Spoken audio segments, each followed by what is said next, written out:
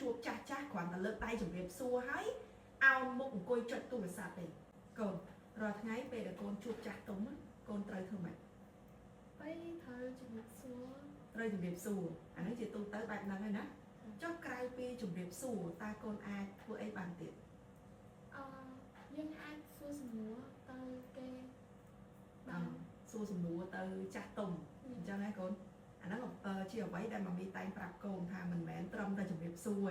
យើងត្រូវចេះសួរសំណួរសួរសុខទុក្ខគ្នាអញ្ចឹងឧទាហរណ៍ថាកូនជួបមិត្តភក្តិម៉ាមីម្នាក់ហើយកូនអាចសួរអីទៅគាត់បាន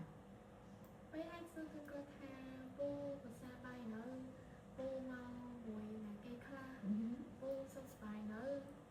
សុខសប្បាយអត់សុខសប្បាយអត់អញ្ចឹងហ្នឹងកូនណាអាចសួរអញ្ចឹងឃើញទេចាអញ្ចឹងក្រៅពីជំរាបសួរយើងត្រូវចេះសួរសំណួរបែបហ្នឹងជាការសួរសុខទុក្ខបង្ហាញពីការគោរពការយកចិត្តទុកដាក់និងសិលធម៌របស់ខ្មែរយើងណាព្រោះខ្មែរយើងគេហៅថា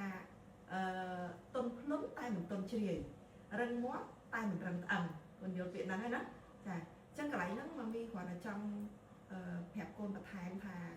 ជាទូទៅនៅក្នុងសុជីវធម៌របស់ខ្មែរយើងយើងត្រូវចេះហៅឲ្យច្បាស់ចុះឧទាហរណ៍ថាគាត់ជាមិត្តភក្តិម៉ាមីជាប្រុសគាត់អាចហៅគាត់ពូណាបើជាស្រីគាត់អាចហៅគាត់មីង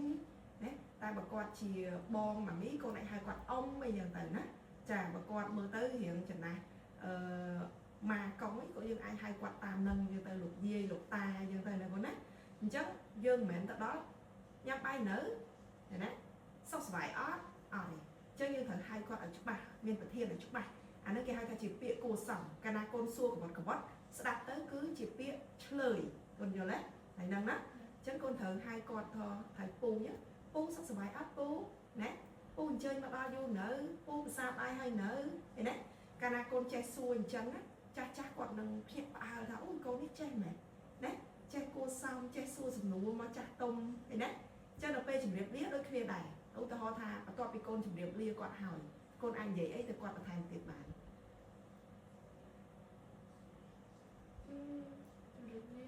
ចាឧទាហរណ៍គាត់ថាពូទៅមុនណាក្មួយណាគាត់ថាមិនដែរចាគាត់អាចថាមិនបានចាពូសុខសប្បាយតាមផ្លូវពូថ្ងៃក្រោយជួបគ្នាទៀតណាយើងអាចនិយាយចឹងបានគាត់តណាចាអញ្ចឹងជាទូទៅវ័យរបស់កូនណាក៏មានជឿថាក្មេងៗអត់សូវចេះនិយាយពាក្យគួរសមពាក្យកាលណាកូនចេះនិយាយអញ្ចឹងមានន័យថាកូនកំពុងតែរៀនប្រស័យតាក់ទងហើយកូននឹងខ្លាយជាគំរូដល់ក្មេងៗដទៃទៀតនោះថាមិនមែនជួបចាស់គ្រាន់តែលើកដៃជម្រាបសួរហើយអោនមុខអង្គុយចុចទូរស័ព្ទទេណាយើងត្រូវតែងើបមុខគ្នានិយាយជាមួយគ្នាចំណាយពេលវេលាមួយគ្នាបង្ហាញពីការគោរពគ្នាកាលណាយើងជួបហើយគ្រាន់តែជម្រាបសួរហើយអោនចុចទូរស័ព្ទអានឹងមានន័យថាយើងនៅតែជាក្មេងបើនិយាយពាក្យអាក្រក់គេហៅថាឆ្លើយណាអត់ចេះគោរពចាស់ទុំអត់ចេះទំនាក់ទំនងអត់ចេះសួរសំណួរណាចាអានឹងយើងកំពុងតែបង្កើតទំនាក់ទំនងនៅក្នុងសង្គមតាមរយៈសំណួរការនិយាយគ្នាលេងការយកចិត្តទុកដាក់ស្ដាប់គ្នាណាកូនណាជាសុជីវធម៌មួយរបស់ខ្មែរយើងអញ្ចឹងកូនត្រូវចេះហ្នឹងកូនតើណាអញ្ចឹងបើទោះជាថ្ងៃក្រោយទៅកូនដើរជាមួយម៉ាមីឬក៏ដើរម្នាក់ឯងក៏ដោយកូនត្រូវតែចេះរៀនប្រស្រ័យតាក់ទងគ្នាបែបហ្នឹងមិនអង្គុយរៀងខ្លួនចុចទូរស័ព្ទទេអូខេកូន